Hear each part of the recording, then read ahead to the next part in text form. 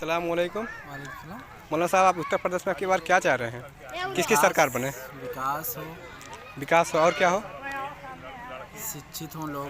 शिक्षित हो लोग और क्या चाहते हैं? सरकार आपकी किसकी किसकी चाह रहे हैं आपकी बार? इस बार सोच तो यही है कि हिस्सेदारी में हो, हिस्सेदारी मुसलमानों हो, की। मुसलमानों की लड़ाई हो, हिस्सेदारी हो, अपना हिस्सा हम ले सके लड़के। हाँ, आपकी चर्चे किसके ज़्यादा हैं उत्तर प्रदेश में आपकी? चर्चे किसी के भी हो, सपा के हो या बसपा के हो। हाँ, जी, अगर सपा या बसपा को सरकार बनानी हो तो एमआईएम को साथ में लाना ही पड़ेगा। लाना ही लाना है। और क्या चाह रहे हैं आप? ये मीटिंग किस तरह की हो रही है? मुसलमानों के पैसों के साथ, मुसलमानों के वोटों के साथ अभी तक खेल खेला जा रहा था। खेल खेला जा रहा है। और ये प्रचारक किसका है, किस पार्टी का है? तकरीबन आज बसपा के भावी विधायक आफ्ताब आलम आने वाले हैं। 313 विधानसभा 313 विधानसभा है, खलीलाबाद। वो आने वाले हैं, लेकिन अगर उनको जीतना है तो एमआईएम से गठबंधन करना ज़रूरी है। अगर वो एआईएम से गठबंधन बिहार में कर सकते हैं तो उत्तर प्रदेश में क्यों नहीं? क्या वो ये सोचते हैं कि अगर उत्तर प्रदेश में हम गठबंधन कर लें तो उनकी सियासत ख़त्म हो जाएगी? लग तो यही रहा है कि वो गठबंधन करने से डर रहे हैं कि हमारी सरकार नहीं बन पाएगी। सरकार वैसे तो लग रहा है कि बीजेपी की ही आएगी। देखो, बसपा जो सीटें जीतती है वो मुस्लिम बहुमूल्य क्षेत्र से जीतती है। जी चाहे सपा हो या बसपा हो। जी। अगर वो दोनों गठबंधन कर लेते हैं एमआईएम से तो आने वाले वक्त में मुसलमान जो बहुमूल्य क्षेत्र है जी, वहाँ पे मुसलमानों का ही नेता उतरेगा, यानी एमआईएम का नेता उतरेगा। जी और एमआईएम का नेता उतरेगा तो उसकी जीत पक्की हो जाएगी। जी। और आने वाले वक्त में बसपा और सपा का नाम ख़त्म हो जाएगा। इसलिए वो डगमगा रहे हैं कि कहीं इधर ना जाए कि इधर जाए। हाँ। इसके वजह से वो अपने साथ गठबंधन नहीं कर रहे हैं। इस वजह से गठबंधन नहीं कर रहे हैं। इस वजह से गठबंधन कहीं दूर भाग रहे हैं। बसपा बिहार में कर सकती है तो उत्तर प्रदेश में क्या बुराई है कि एमआईएम से गठबंधन नहीं कर रही है? वजह यही है कि अगर वो गठबंधन यहाँ कर ले रही है तो आने वाले वक्त में बसपा की हुकूमत लड़खड़ा जाएगी। बसपा जो पार्टी है वैसे ही तो 13% लोग उन्हें चाह भी रहे हैं, उत्तर प्रदेश की जनता। आने वाले वक्त में उनकी सियासत ख़त्म हो जाएगी अगर मुसलमानों के साथ गठबंधन कर ले। ये उनकी सोच है जी। लेकिन अगर वो मुसलमानों के साथ गठबंधन कर ले तो फिर वो वही हालत उनके साथ फिर वापस आ सकती है जिस हालत में पहले थी। जैसे कि एमआईएम के एलडी न्यूज़ चैनल में अभी मौलाना इफ्तिखार अहमद साहब ने इंटरव्यू दिया कि परसा कला में आफ्ताब बीएसपी के प्रत्याशी आफ्ताब आलम और गुड्डू भैया आ रहे हैं, जिसमें बसपा के प्रचार में एमआईएम के चर्चे ज़्यादा हैं। इसका मतलब बसपा कहीं न कहीं लड़खड़ा रही है। अस्सलामुअलैकुम। वालेकुम। मौलाना साहब, आप उत्तर प्रदेश में अब की बार क्या चाह रहे हैं? किसकी सरकार बने? विकास हो और क्या हो? शिक्षित हो हों लोग। लोग और क्या चाहते हैं? सरकार आपकी किसकी चाह रहे हैं आपकी बार?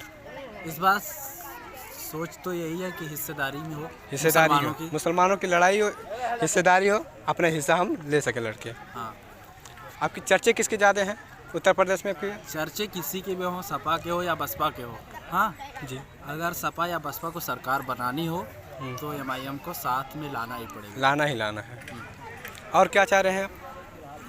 ये मीटिंग किस तरह की हो रही है? मुसलमानों के पैसों के साथ, मुसलमानों के वोटों के साथ अभी तक खेल खेला जा रहा था। खेल खेला जा रहा है। और ये प्रचारक किसका है, किस पार्टी का है? तकरीबन आज बसपा के भावी विधायक आफ्ताब आलम आने वाले हैं। 313 विधानसभा 313 विधानसभा है, खलीलाबाद। वो आने वाले हैं, लेकिन अगर उनको जीतना है तो एमआईएम से गठबंधन करना ज़रूरी है। अगर वो एआईएम से गठबंधन बिहार में कर सकते हैं तो उत्तर प्रदेश में क्यों नहीं? क्या वो ये सोचते हैं कि अगर उत्तर प्रदेश में हम गठबंधन कर लें तो उनकी सियासत ख़त्म हो जाएगी? लग तो यही रहा है कि वो गठबंधन करने से डर रहे हैं कि हमारी सरकार नहीं बन पाएगी। सरकार वैसे तो लग रहा है कि बीजेपी की ही आएगी। देखो, बसपा जो सीटें जीतती है वो मुस्लिम बहुमूल्य क्षेत्र से जीतती है। जी। चाहे सपा हो या बसपा हो। जी। अगर वो दोनों गठबंधन कर लेते हैं MIM से, तो आने वाले वक्त में मुसलमान जो बहुमूल्य क्षेत्र है जी वहाँ पे मुसलमानों का ही नेता उतरेगा, यानी MIM का नेता उतरेगा। जी और MIM का नेता उतरेगा तो उसकी जीत पक्की हो जाएगी। जी। और आने वाले वक्त में बसपा और सपा का नाम ख़त्म हो जाएगा। इसलिए वो डगमगा रहे हैं कि कहीं इधर ना जाए कि इधर जाए। हाँ। इसकी वजह से वो अपने साथ गठबंधन नहीं कर रहे हैं। इस वजह से गठबंधन नहीं कर रहे हैं। इस वजह से क्योंकि गठबंधन कहीं दूर भाग रहे हैं। बसपा बिहार में कर सकती है तो उत्तर प्रदेश में क्या बुराई है कि MIM से गठबंधन नहीं कर रही है।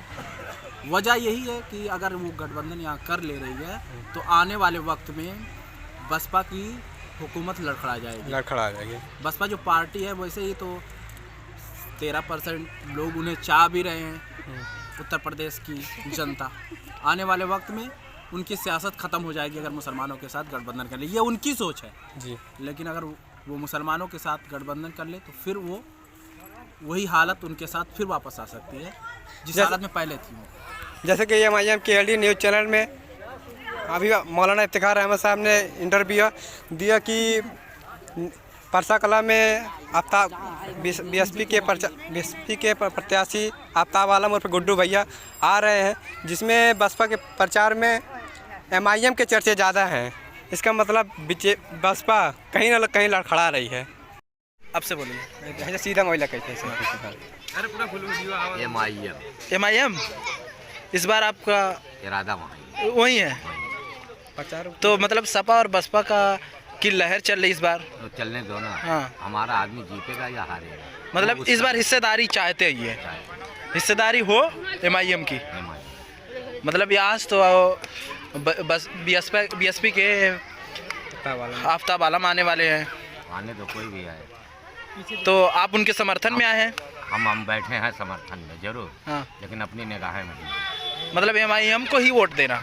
आफ्ताब आलम से सिर्फ अभी पैसा लेके खा के चले जाएंगे। नहीं, पैसा किसी से नहीं। पैसा किसी ने नहीं, लेकिन वोट देना है तो MIM को। मतलब आने वाले वक्त में 2022 के इलेक्शन में उत्तर प्रदेश में ओवैसी की हिस्सेदारी चाहते हैं सकता है। ताकि संसद में कोई मुस्लिम भी अपना झंडा चुन लिया तो हम भी तो झंडा चुन लें अपना। हाँ, ये ज़रूरी है, ये जरूरी। हिस्सेदारी ज़रूरी है। आप क्या कहना चाहते हैं इस बार? आपके भाई MIM की सरकार, क्योंकि MIM के बगैर कोई सरकार बन ही नहीं सकती। क्यों?